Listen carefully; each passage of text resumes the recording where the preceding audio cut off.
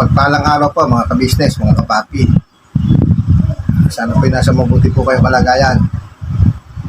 Panibagong araw, panibagong vlog po tayo. Reaksyonan lang po natin yung mga nagsasabi po na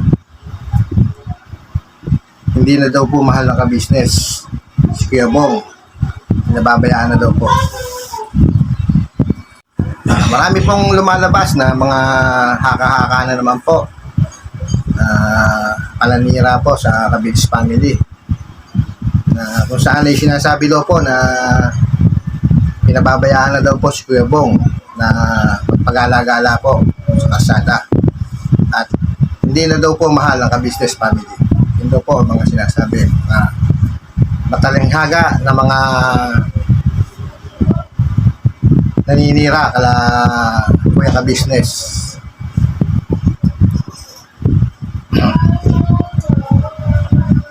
Sinasabi po nila na hinahayaan daw po na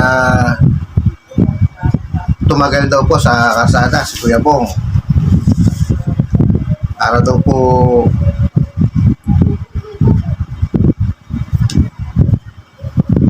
may content, tumagal yung issue. Para bang pinalalabas nila na hinahayaan ng ka-business family na tumagal si Kuya Bong sa kasada para may matagal-tagal po yung issue kay Kuya Bong na matagal-tagal pong pagkakitaan. Yun po pinalalabas nila.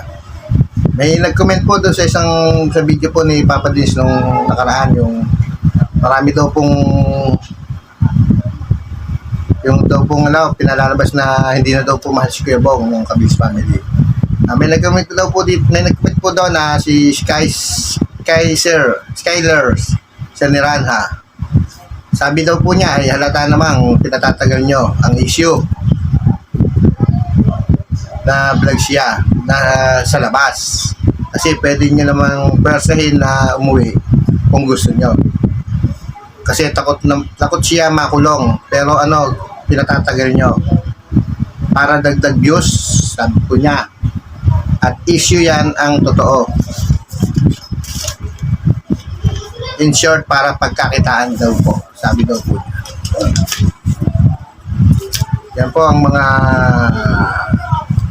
sinasabi po ng mga matatalas po, ang mga bunganga, mga magagaling mag-isip po. Mga issue na wala namang maitulong na maganda. Mayroon po na nag-comment dito na isa pa pong napakagaling po talaga. Talaga naman pong kung tumira po ay talagang laging paano po sa mga comment section ng ating kuya ka-business. Itong si Judge Palacol, at napakagaling talagang mamalakol ng patalikod. Sabi daw po niya ay walang pagtatalunan dyan. Mahal nyo si Bong for benefits. Ito po, napakagaling ng comment niya. Talagang kabilib-bilib ang mga sinasabi nitong taong to.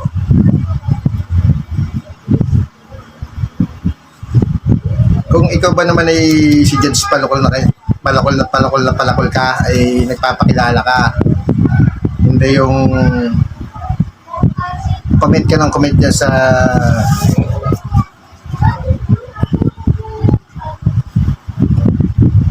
fake account mo. Iba din ka naman ata. Kung ikaw nagpapakilala ng tunay mong pagkatao, ay nilalabas mo. Hindi yung putok ng putak sa comment section na kung ano mga sinasabi mo. Kung ikay matapang na tao, lumabas ka. Pakita mo na ikaw ay alaban. Alabang ka lang pag dyan sa mga fake account na ginagamit mo. Judge Palacol. Hinahamon kita, lumabas ka. Iyan mo yung pagkatao mo. Tingnan natin kung matapang ka talaga.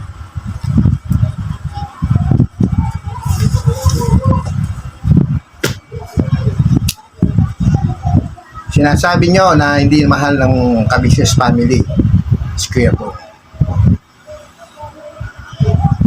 Ano bang klase ang gusto nyong pagmamahal na makita pa po sa ka-business family para po kay Kuya Bong? Lahat na po ay ginawa ng ka-business family para po sa kanya, para kay Kuya Bong. Si Kuya Bong lang po talaga ang napakatigas po ng ulo. Ang ulo. At pinipilit sa kalsada po mamuhay. Kung po kayo ay nanonood sa mga vlog nila Kuya, nakasama si Kuya Bong, tingnan nyo po ang mga ginagawa nila Kuya ka-business kay Kuya Bong na parang tunay na kapamilya, tunay na anak ng ka-business nila Kuya at sa nila ate ka-business. Kung kayo po ay hindi galit sa kanila, tingnan nyo po yung mga ginagawa nila Kuya ka-business na para siyang nasa sarili niyang bahay, na parang pamilya ang datingan niya sa ka-business family. Yan po ba masasabi nyo na hindi po mahal ng ka-business family si Kuya Bong?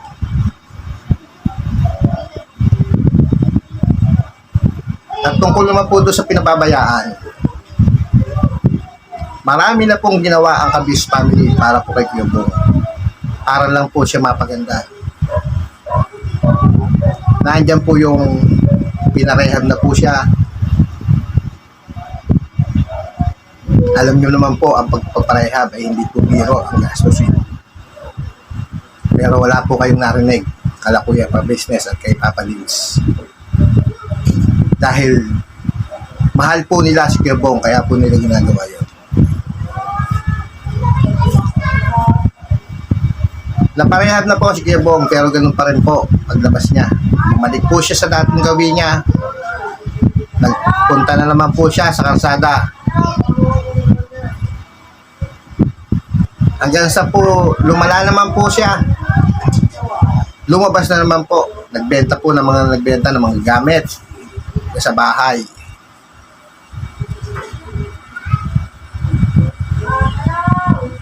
Halos lahat, mga pintuan ng bahay niya, binenta niya. Mga yero, bakal niya sa bahay, binenta rin niya. Ang ginawa po ng ka-business family, para lang po siya mapaganda, ay inano po siya sa barangay para po mapigilan po yung kanyang mga ginagawa na yun naman po ang dapat talaga ginawa. Kasi ayaw po ng ka-business family na mapahamak po si Kuya Bong.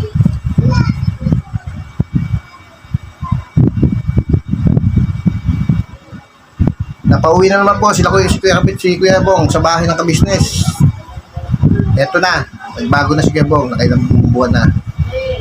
Naman, bumira na naman, umalis na naman. Hanggang sa pinasukan na nga po yung mga ng ka-business family, yung kontra sa kanila. Hanggang sa pinadadalan po ng pera, hanggang sa binibigyan po ng mga sponsor. Sabi daw ay may sponsor daw po.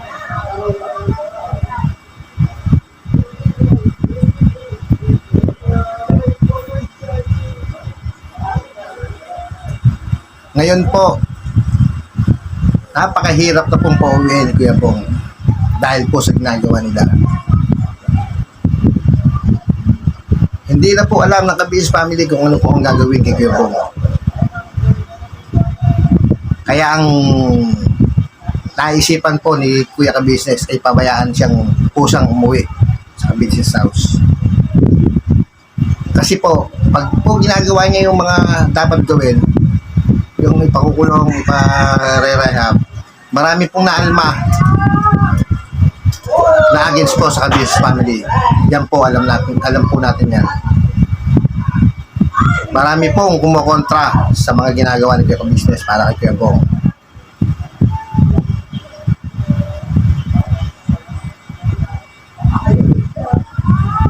Ngayon, sasabihin nyo, pinababayaan si Kuya Bong, hindi na mahal. Pinababayaan sa kalsada. Ano pang gusto niyang gawin ni Kuya Ka-Business? Wala siyang lulugaran sa mga sinasabi niyo.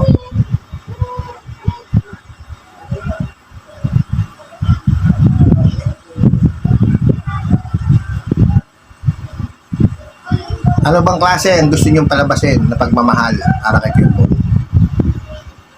Yung bang ginagawa ng Ka-Biz family hindi ba maituturing na mahal nila si Kuya Bong? Na hindi siya pinababayaan. Kahit hating gabi ay hinahanap siya. Sinisecure kung nasan siya o kung ano nangyari sa kanya. Yan ba ang hindi niyo masasabing mahal ng Ka-Biz family si Kuya Bong?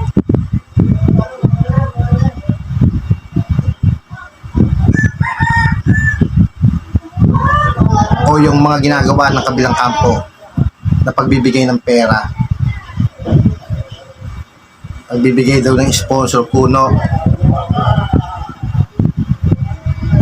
yung ba gusto niyong palabasin na pagmamahal na si Kuya Bong ay lalong lumala, lalong mapahamak dahil nagagawa ni Kuya Bong ang gusto niya sa kalsada, ang bisyo na yun ay inaalis ng ating Kuya Ka-Business para sa kanya.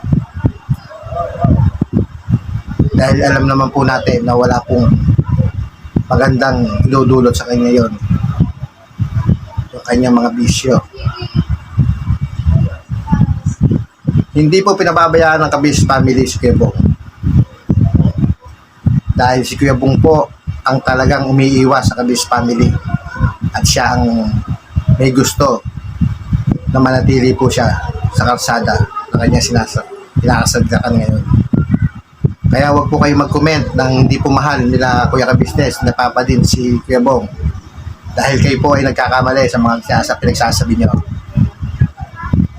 Hindi lang po pinakikita nila Kuya Ka-Business na sila ay nasasaktan. Pero ramdam po namin na sila po ay nasasaktan sa tuwing si Kuya Bong ay nasa kalsada at hindi po nauwi sa Ka-Biz family.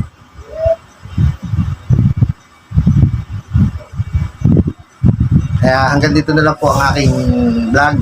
Maraming po salamat kala Kuya Ka-Business, kala Papa Diz, ating Ka-Business, sa mga kagwang, sa mga kasama kong reactor, kay Sir Anime, maraming po salamat. Salamat po kay Sir Ferdinand, kala Pretty Mind 143, kala Nana Channel, kay Big Ma'am Bernalyn, kay Sir Rich, pakisubscribe po yung mga yan. Kala Sir Wakiwak, maraming po salamat.